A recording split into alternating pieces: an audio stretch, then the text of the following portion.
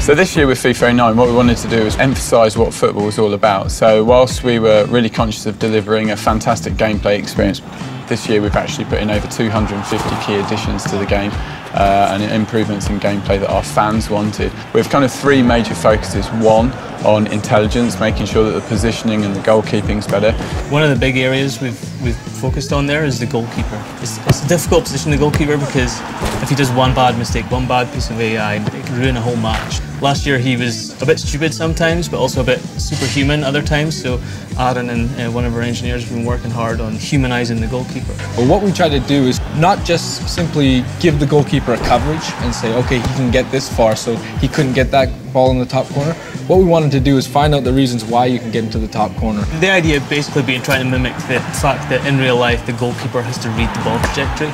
So we talk about intelligence in the goalkeeper. Now he's thinking on that level, trying to figure out what's the best thing for him to do, what's the best action he should take based on the scenario. We put a lot of work into that this year, and I think we've got some really cool results and a lot of animation improvement. And I guess yeah, the miss saves in the was that where you're going to go there? No, but I wasn't, but go ahead. So you've got, like, the goalkeeper knows the ball's going wide, he'll just watch it go wide. I think we have reactions for when he gets scored on as well, so he's lying on the ground and he's stumping the ground and he's disappointed and things like that. It really brings him to life. This year we have a new technology with our goalkeeper, what we call it dive at feet. So he'll be coming out and he'll get to the right distance, and then maybe the attacker changes direction. He can actually change the animation and blend into a new animation and kick out a leg to try and save it. We also wanted to make sure there's more realistic physical actions and attributes to the players. We came up with ideas of things like speed and strength playing a huge effect. We took all those things that we wanted to achieve and built a new system. I think one of the things to get from it is that it's in no way scripted. It just takes all these contexts, it takes the attributes, it takes the distance. And it really results in an organic feeling jostle, and it feels good. Some players in their database have been assigned a diver trait to say that they do fall over quite easily.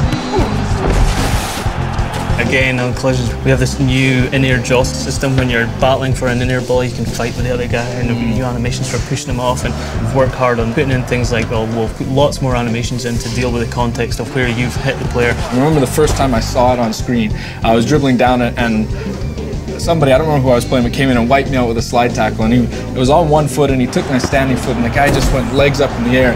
I replayed it about 35 times, calling, Gary, come look at this.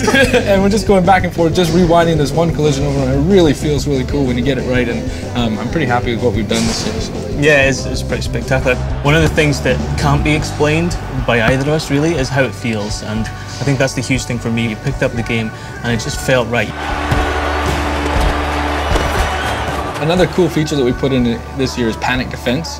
What it is that notion for a defender that, you know, that ball's just out of reach. You really got to do anything you can to try and get a body part on it. It really comes alive when you see the new header animations we put in with players sort of ducking around one another, just trying to get a touch on the ball, and it shows the effort of the defense in their own 18. And you know, when you see all the variety and the different header animations we have this year, it's quite amazing. There's one more thing, the shielding, I think, that we've put in new this year. We've changed the system. Before, it used to be like when you would shield the ball, you would move yourself around the ball to try and protect it from the defenders, but now we actually move the ball, like, it's more realistic. It's like that attacker has a sense of, okay, this guy's on my back, oh, I can feel him moving, I just need to move the ball here to adjust it. Just a little bit more intelligence for the attacker in the shielding system too. Some of the behaviours from the new trapping is really nice, really fluid. Basically, a feature we call it position to trap, but it's not really. It's a garbage name.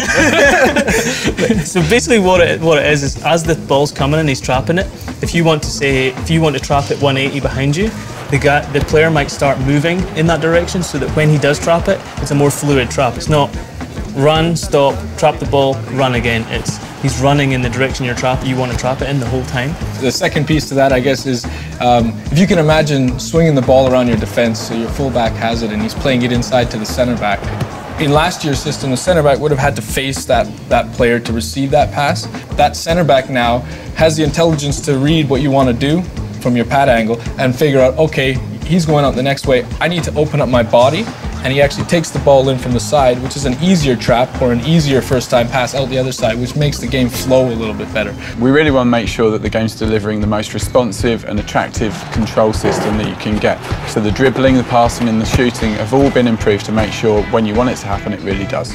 But one of the things we've done this year is we've added more coverage. So we've added stretch passes and slide passes. So when that situation comes along where maybe a player is a little bit farther away from the ball and you request a pass, previous iterations we wouldn't have had an answer for you. Now we have that. Your player will actually slide out and show that effort and make that extra step. One of the things that is really pleasing for me is we just have so much animation variety this year compared to other years, like headers, passing there, shooting. There's just so much there, and some of them are really, really nice. I mean, obviously we've had motion capture events with some really top football stars. So we've got a system where we can add these fancy passes and some really spectacular moves, and not just spectacular, but authentic. You can look at that and you can say that's football. So I'm an Aberdeen fan in Scotland. They're not doing quite so well at the moment. I think they finished 4th last season, a couple of semi-finals. We did well in the UEFA Cup, but yeah, I'm an Aberdeen fan through thick and thin. I'm Arsenal through and through. Arsenal. He's a Jamaican who supports Arsenal. It's like, I have no respect for him whatsoever. When I was young, I went on a trip to England to play a tournament, and I got to go see a Charity Shields, Arsenal versus Manchester United, and Ian Wright scored a scissor kick in that match, and from that day forth it was done. I watched all the matches and I fell in love. So I've been an Arsenal supporter since, despite what Gary likes to tell you, I've been an Arsenal supporter since day one.